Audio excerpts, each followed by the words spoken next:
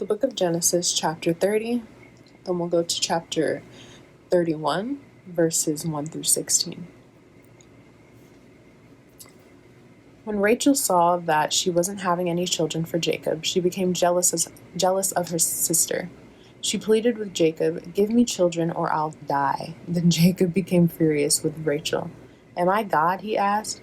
"He's the one who has kept you from having children." Then Rachel told him, "Take my maid Bilhah and sleep with her. She will bear children for me, and through her I can have a family too." So Rachel gave her servant Bilhah to Jacob as a wife, and he slept with her. Bilhah became pregnant and presented him with a son. Rachel named him Dan, for she said, "God has vindicated me. He has heard my request and given me a son." Then Bilhah became pregnant again and gave Jacob a second son. Rachel named him Naphtali, for she said, "I have struggled hard with my sister, and I'm winning." Meanwhile, Leah realized that she wasn't getting pregnant anymore, so she took her servant Zilpah and gave her to Jacob as a wife. Soon Zilpah presented him with a son. Leah named him Gad, for she said, "How fortunate I am." Then Zilpah gave Jacob a second son, and Leah named him Asher, for she said, "What joy is mine! Now the other woman will celebrate with me." One day during the wheat harvest, Reuben found some mandrakes growing in a field and brought them to his mother Leah. Rachel begged Leah, "Please give me some of your son's mandrakes." But Leah angrily replied, "Wasn't it enough that you stole my husband? Now will you steal my son's mandrakes too?" Rachel answered, "I will let Jacob sleep with you tonight if you give me some of the mandrakes." So that evening, as Jacob was coming home from the fields, Leah went out to meet him. "You must come and sleep with me tonight," she said. "I have paid for you with some mandrakes that my son found."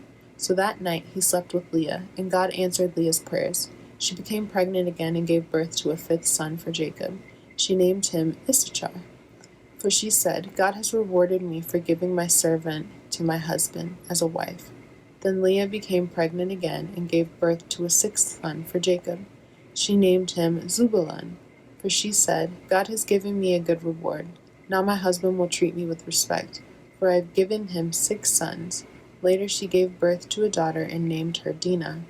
Then God remembered Rachel's plight and answered her prayers by enabling her to have children.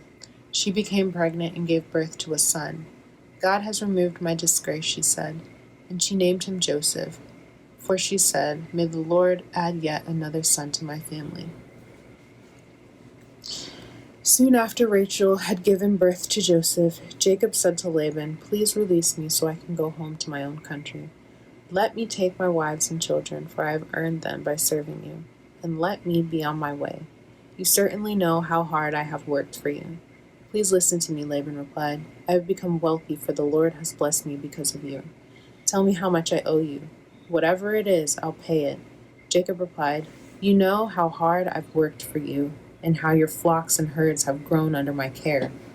You had little indeed before I came, but your wealth has increased enormously.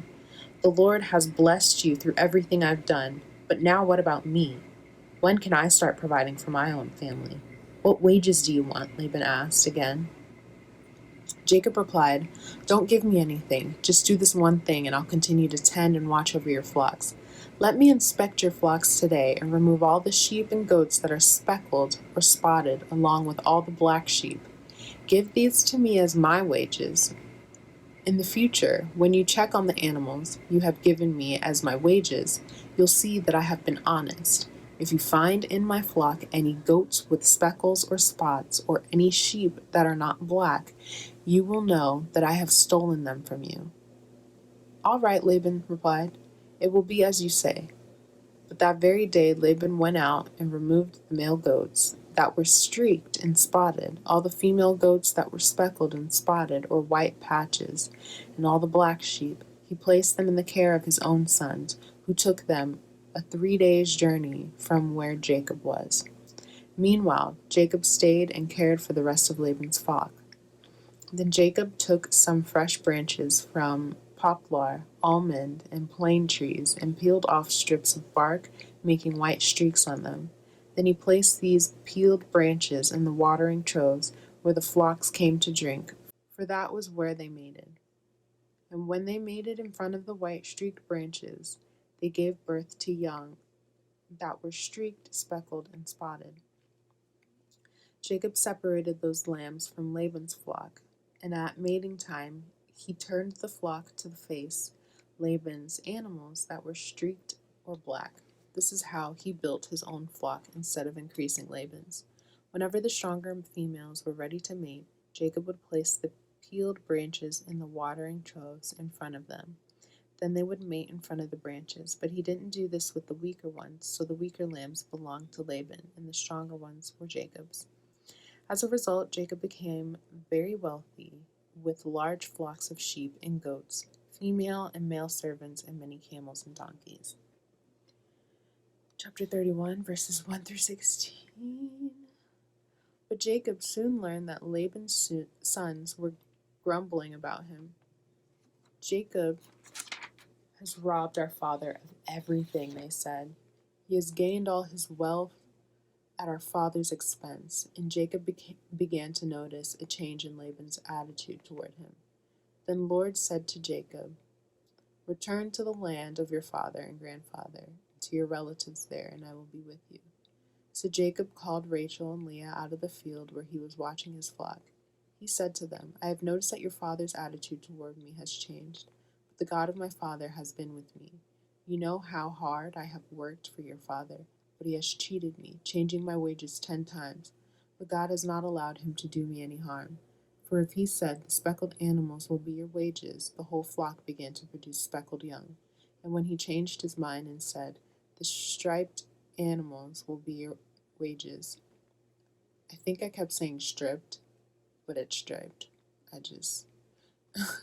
Then the whole flock produced striped young. In this way, God has taken your father's animals and given them to me. One time during the mating season, I had a dream and saw that the male goats mating with the females were streaked, speckled, and spotted. Then in my dream, the angel of God said to me, 'Jacob,' and I replied, 'Yes, here I am.' The angel said, 'Look up and you will see that only the streaked, speckled, and spotted males are mating with females of your flock. For I have seen how Laban has treated you. I am the God who appeared to you at Bethel, the place where you anointed the pillar of stone and made your vow to me. Now get ready and leave this country and return to your land of birth.' Rachel and Leah responded, 'That's fine with us. We won't inherit any of our father's wealth anyway. He has reduced our rights to those of foreign women, and after he sold us, he wasted the money you paid him for us. All the wealth God has given you from our father legally belongs to us and our children. So go ahead and do whatever God has told you.'" The book of Matthew, chapter 10, verses 1 through 23. Jesus called his 12 disciples together and gave them authority to cast out evil spirits and to heal every kind of disease and illness. Here are the names of the 12 apostles. First, Simon, also called Peter, then Andrew, Peter's brother, James, son of Zebedee, John, James's brother, Philip, Bartholomew, Thomas, Matthew, the tax collector, James, son of Alphaeus, Thaddeus, Simon, the Zealot, Judas Iscariot, who later betrayed him. Jesus sent out the 12 apostles with these instructions: "Don't go to the Gentiles or the Samaritans, but only to the people of Israel, God's lost sheep. Go and announce to them that the kingdom of heaven is near. Heal the sick, raise the dead, cure those with leprosy, and cast out demons. Give as freely as you have received. Don't take any money in your money belts, no gold, silver, or even copper coins. Don't carry a traveler's bag with a change of clothes and sandals or even a walking stick. Don't hesitate to accept hospitality, because those who work deserve to be fed. Whenever you enter a city or village, search for a worthy person and stay in his home until you leave town. When you enter the home, give it your blessing.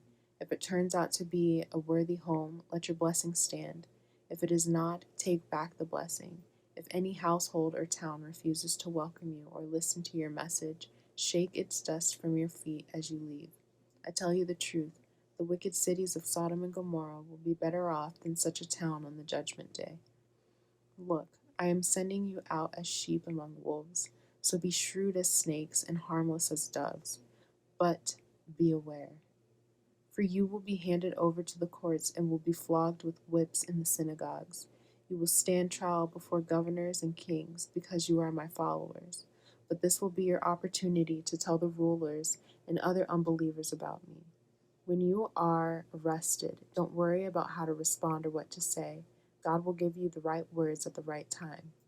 For it is not you who will be speaking, it will be the Spirit of your Father speaking through you. A brother will betray his brother to death. A father will betray his own child.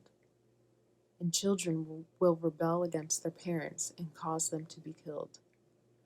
And all nations will hate you because you are my followers. But everyone who endures to the end will be saved. When you are persecuted in one town, flee to the next. I tell you the truth, the Son of Man will return before you have reached all the towns of Israel. The Book of Psalms, chapter 12. Help, O Lord, for the godly are fast disappearing. The faithful have vanished from the earth. Neighbors lie to each other, speaking with flattering lips and deceitful hearts. May the Lord cut off their flattering lips and silence their boastful tongues. They say, we will lie to our heart's content. Our lips are our own, who can stop us?